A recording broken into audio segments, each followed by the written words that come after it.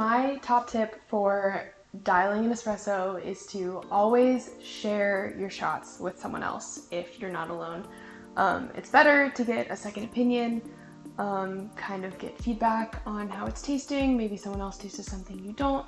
But it's also just creating a shared coffee experience. And it's really fun to talk about coffee flavors with the people you're around.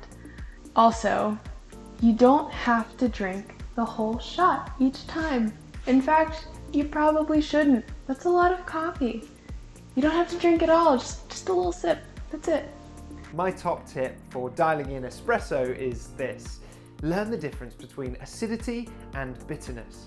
Acidity is that bright, sour flavour you get from something like a lemon. On the other hand, bitterness is that drying sensation that you might get from dark chocolate or something like cinnamon. If you can learn the difference between those two by tasting these things, by drinking a lot of coffee, you can find that beautiful sweet spot in the middle between the two where espresso lives. All right, so my pro tips for dialing an espresso comes in two parts. First one, patience, because it's gonna take some time, especially if you're not used to dialing an espresso. My second tip, don't second guess yourself. I've noticed that the more that I second guess myself and the more I overthink what I've tasted, what flavors I'm searching for, and what I'm feeling in my mouth, the farther off I am from the actual taste I'm searching for.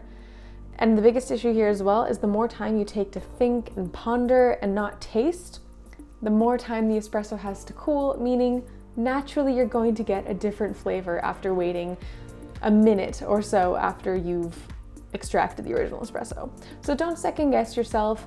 Take a sip of that espresso. The first flavor that you get, the first mouthfeel you have, take that one.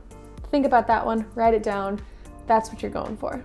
So my top tip of working with espresso from the Rincilio Silvia Pro, I would say, I mean, honestly, just taste a lot. Taste and know kind of like how your coffee is working and make sure that your temperature is set. Wait 30 minutes for it to heat up. And yeah, after that, just dose, taste a lot. And you'll understand kind of more of like the way that your coffee is acting with this machine. And I think it's really neat because it kind of acts, I feel like it acts very similarly to a shop machine, which is really, really amazing.